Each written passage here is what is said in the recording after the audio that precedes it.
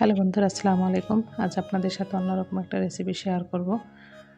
এটা হচ্ছে আমি আমার নিজের বাগান থেকে শাক তুলে যে রেসিপিটা তৈরি করেছি সেটা।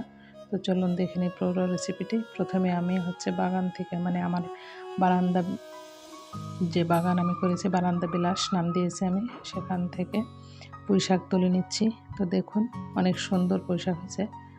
আসলে নিজে কোনো কিছু করার আনন্দটাই আলাদা। মাশাআল্লাহ, আলহামদুলিল্লাহ, অনেক সুন্দর পোশাক, পানের মতো একটা বড় পোশাক হয়েছে আমার। প্রথমে তো আমি সব পোশাকগুলো তুলে নিলাম।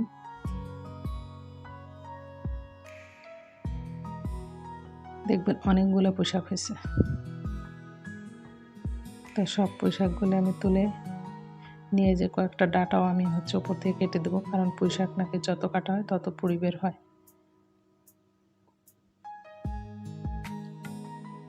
তো সমস্ত পোশাক আমি এখানে তুলে নিলাম। দেখেন এক ঝুড়ি পোশাক হয়েছে। তো এখন আমি সব পোশাকগুলো কেটে ধুয়ে পরিষ্কার করে নেব। এত আনন্দ লাগতেছিল আমার পোশাকগুলো কাটার পরে, তো কেটে ধুয়ে পরিষ্কার করে নিয়েছি। এখন আমি মিষ্টি কুমড়া কিউব করে কেটে নিলাম, দেখতেই পাচ্ছেন এটা কাঁচা মিষ্টি কুমড়া। তো কাটার পরে এখন আমি রান্নায় চলে যাবো। তো প্রথমে আমি কড়াইতে তেল দিয়ে দিলাম, তারপরে পেঁয়াজ কাঁচামরিচ দিয়ে দিলাম।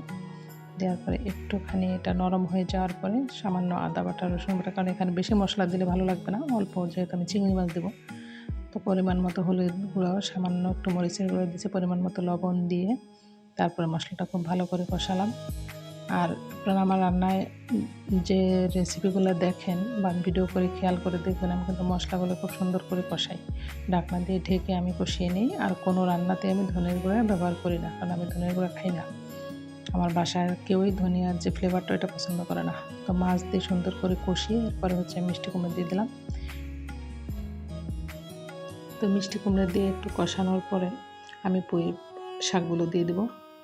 তো দেখতেই পাচ্ছেন পুঁই শাকগুলো দিয়ে আমি একটু নেড়ে চেড়ে উলট পালট করে ঢাকনা দিয়ে ঢেকে দেবো।